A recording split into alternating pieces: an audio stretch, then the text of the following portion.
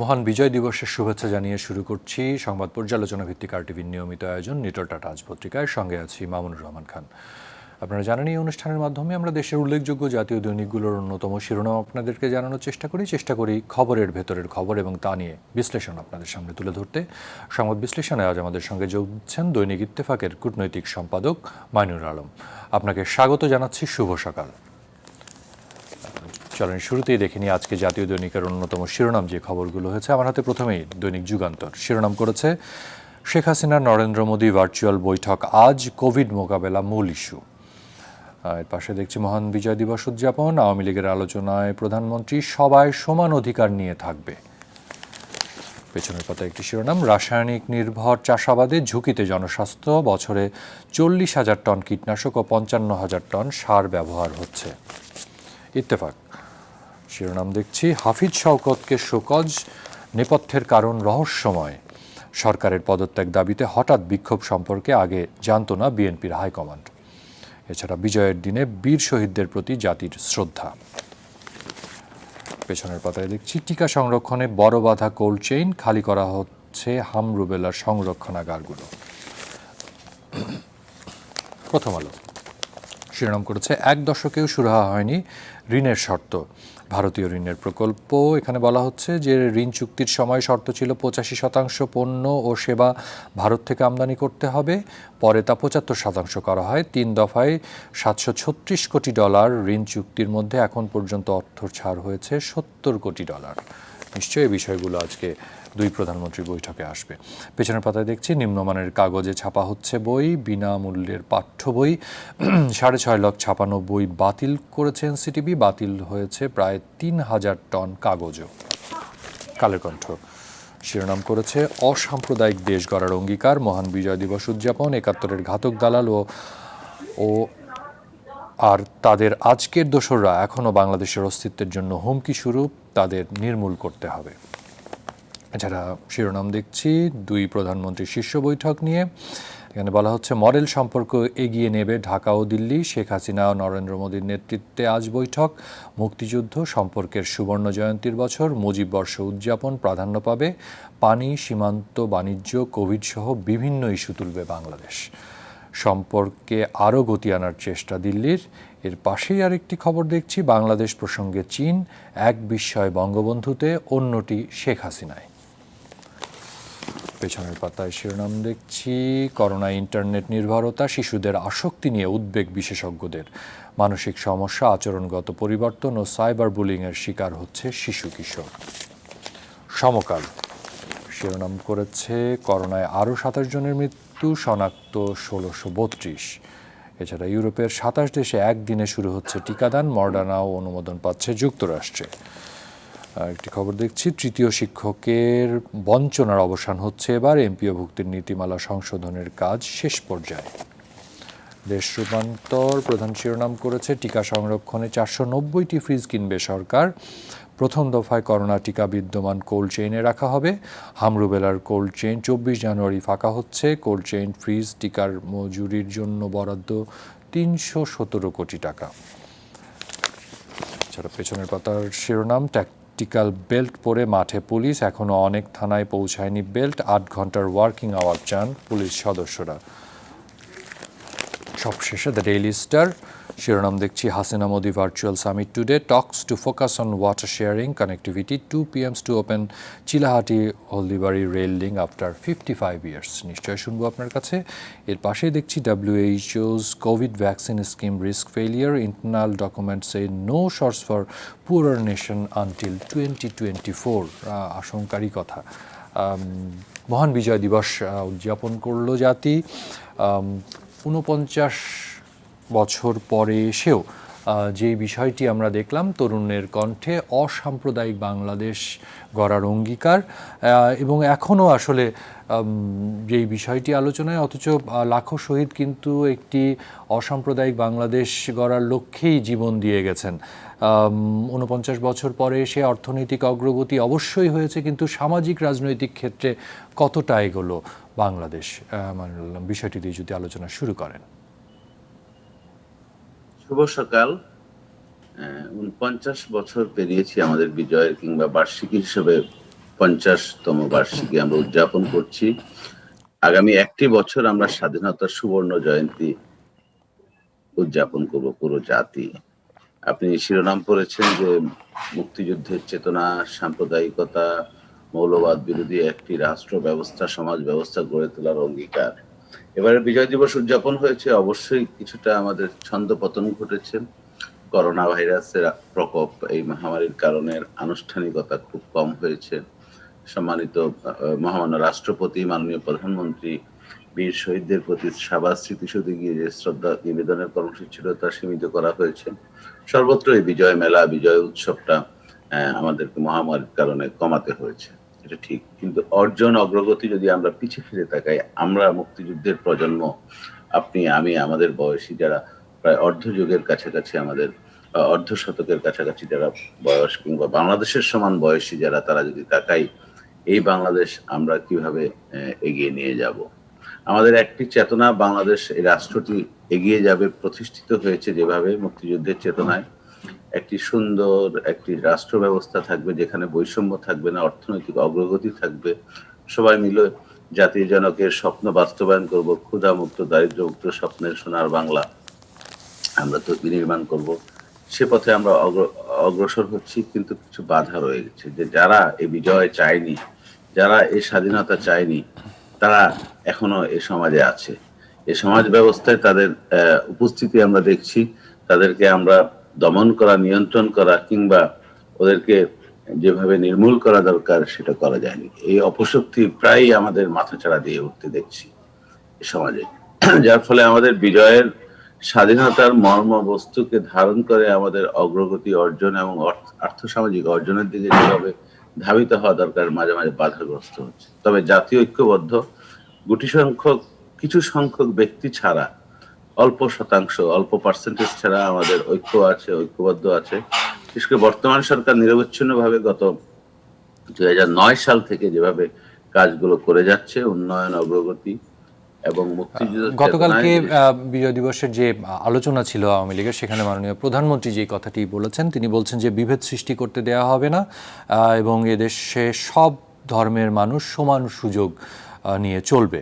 নিশ্চয়ই ভাস্কর্য বিরোধীদের জন্য এটি একটি বার্তা। হ্যাঁ, সেটাই। মুক্তিযুদ্ধ হয়েছিল সারা দেশের সব ধর্ম, বর্ণ, গোষ্ঠীর মানুষ, এবং এই দেশটি সবার। কেউ অল্প সংখ্যক হতে পারে, গুটি সংখ্যক হতে পারে, কিন্তু সবাই মিলে আমরা একটি সাম্যের সমাজ, ভারসাম্যপূর্ণ সমাজ গড়ে তুলব, সম্প্রীতির সমাজ।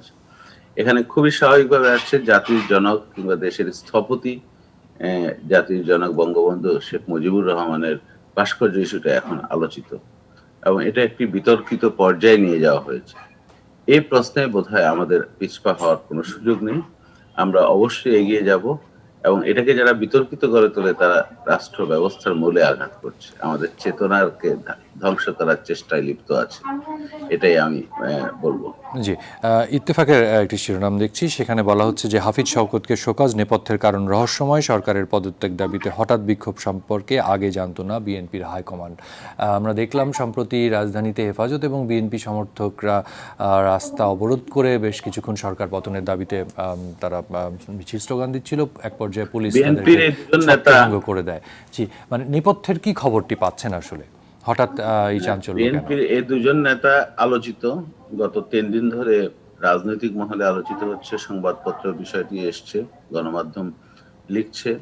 ব্যাপারটা হচ্ছে মেজর হাফিজ এবং শওকত মাহমুদ, এই দুজন ভাইস চেয়ারম্যান গত 3 দিন আগে, আপনি জানেন, হেফাজতের একজন নেতা জনাব কাশিমের জানাজার পরপরই তাৎক্ষণিকভাবে পেশাজীবীদের কিংবা রাজনৈতিক কর্মীদের নিয়ে একটি অবস্থান করে, এবং সরকারের পদত্যাগ দাবিতে কর্মসূচির বাইরে হঠাৎ একটি কর্মসূচি তাৎক্ষণিকভাবে করে, এবং প্রস্তুতি ছাড়া, ঘোষণা ছাড়া। এবং এর পেছনে ছিল অবশ্যই হেফাজতের কর্মীদের উপর নির্ভর করে, যারা জানাজায় অংশ নিতে আসছে, মুসল্লিদের কিংবা ওই গোষ্ঠীর উপর নির্ভর করে এটা করতে হয়েছে।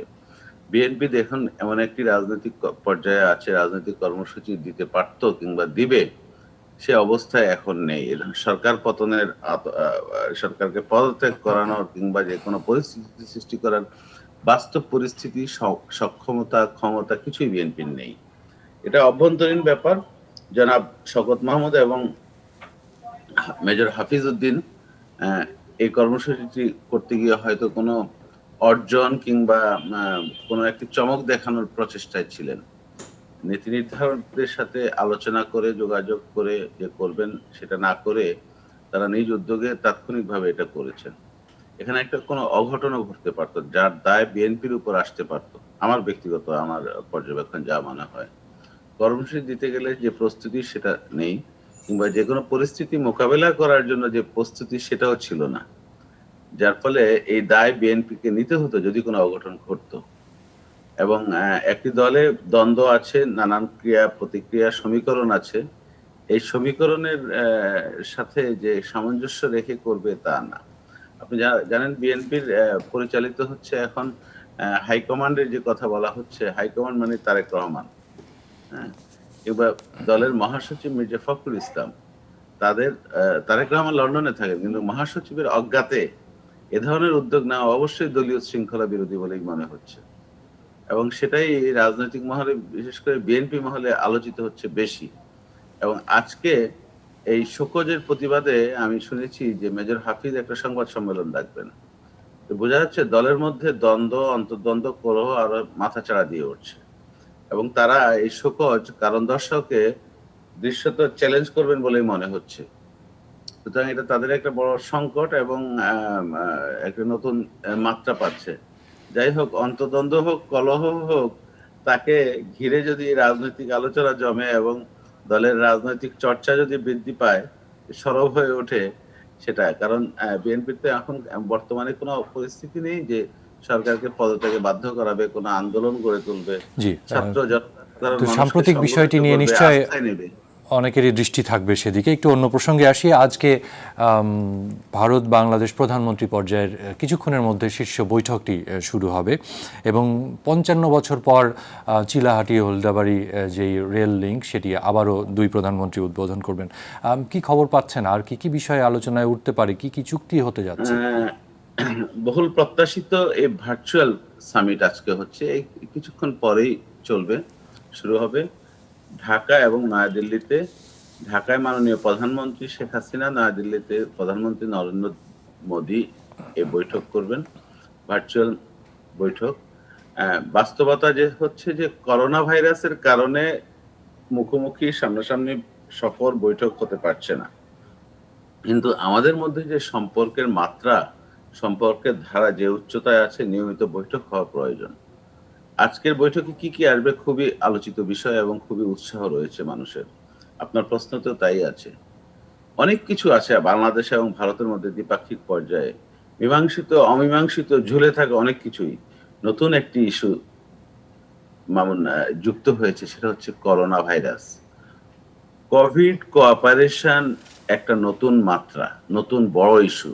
আমি মনে করি আজকের গণমাধ্যমে এসছে, সংবাদপত্রগুলো আলোচনা করছে যে কোভিডটাকে কিভাবে মোকাবেলা করা যায়, এর রিমেডি, ভাইরাস যদি আসে, ভ্যাকসিন যদি আসে, তা কিভাবে সাধারণ মানুষের মধ্যে সহজলভ্য করা যায়, এটা সঠিক প্রয়োগ, কার্যকর প্রয়োগটা কিভাবে সম্ভব। দুঃখজনক হচ্ছে যে আজকের এই উন্নত বিশ্ব বিজ্ঞান, প্রযুক্তি, গবেষণা একটি নিশ্চিত কোনো ভ্যাকসিন আমরা উপহার পাইনি এখনো। হয়তো পাবো, যা পেয়েছি। আপনি দেখুন, ভারত আর বাংলাদেশের এই সহযোগিতায় যদি কোভিড মোকাবিলা কিংবা করোনার ভ্যাকসিনটা যদি প্রাধান্য পায়, তাহলে দুদেশের কিংবা এই অঞ্চলের সাধারণ মানুষের জন্য উপকার আসবে। এটাই দুই রাষ্ট্রনায়ক আজ বসবেন এবং আলোচনা করবেন। করোনা ভাইরাস, গতকালকে অক্সফোর্ডের গবেষকরা, গতকালকে রয়টার্সের একটি খবরের দেখছিলাম, আমি আসছি। জি, WHO একটি ইন্টারনাল ডকুমেন্ট নিয়ে তারা বলছিল যে 2024-এর আগে নাকি গরিব দেশের কাছে এই ভ্যাকসিন সবার কাছে পৌঁছাবে না। এটা একটু উদ্বেগের খবর। কোন ভ্যাকসিনটা পৌঁছাবে কিংবা পৌঁছাবে না সেটা হচ্ছে নিশ্চিত যদি একটি ভ্যাকসিন হয়, যে ভ্যাকসিনটা এখনো আমরা পাইনি, এই বিশ্ববাসী পাইনি।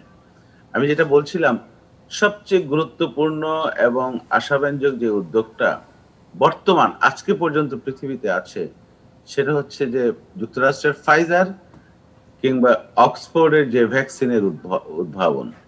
অক্সফোর্ডের ভ্যাকসিনটা ভারতে প্রয়োগ হয়েছে, ট্রায়াল হয়েছে, সফল হয়েছে। বড় ধরনের কোনো রিয়াকশন, পার্শ্ব প্রতিক্রিয়ার খবর আমরা পাইনি। সুতরাং একটা ভ্যাকসিন যদি হয়, এটা উৎপাদন করতে হবে, বাজারজাত করতে হবে, বিতরণ করতে হবে।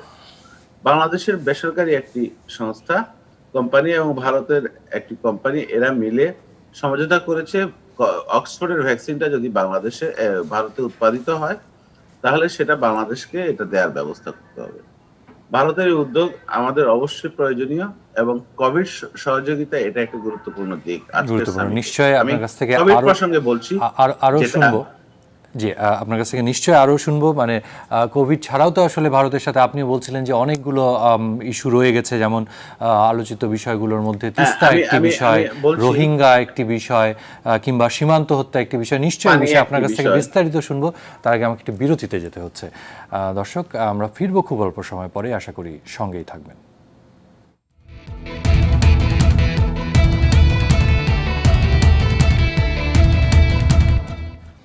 বিরতির পর আবারও স্বাগত জানাচ্ছি নিয়মিত আয়োজন নিটল টাটা আজ পত্রিকায়। সংবাদ বিশ্লেষণে আজ আমাদের সঙ্গে আছেন দৈনিক ইত্তেফাকের কূটনৈতিক সম্পাদক মাইনুল আলম। মাইনুল ভাই, বিরতির আগে যে বিষয়টি নিয়ে আমরা কথা বলছিলাম, যে ভারত বাংলাদেশ বৈঠক হতে যাচ্ছে, সবসময় এই শীর্ষ বৈঠকটি আলোচনার কেন্দ্রে থাকে, আগ্রহের জায়গায় থাকে। আমাদের অনেকগুলো অমীমাংসিত বিষয় রয়েছে, এবার গুরুত্বপূর্ণ আমি সেগুলো কি বলছিলাম হবে? যে কোভিড সহযোগিতা জি, কিভাবে ভ্যাকসিন পাবে, বাংলাদেশে কয় কোটি ভ্যাকসিন প্রয়োজন।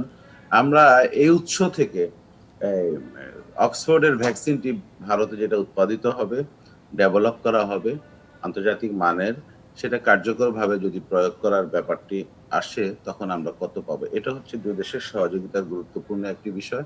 মাননীয় প্রধানমন্ত্রী শেখ হাসিনা এবং নরেন্দ্র মোদী এটা একটি গুরুত্ব দিয়ে আলোচনা করবেন। কারণ হচ্ছে আমাদের যদি 10 কোটি মানুষকে ভ্যাকসিনের আওতায় আনতে হয়, তাহলে 20 কোটি ভ্যাকসিন প্রয়োজন, অথবা 3 কোটি মানুষকে আনতে হলে 6 কোটি ভ্যাকসিন প্রয়োজন।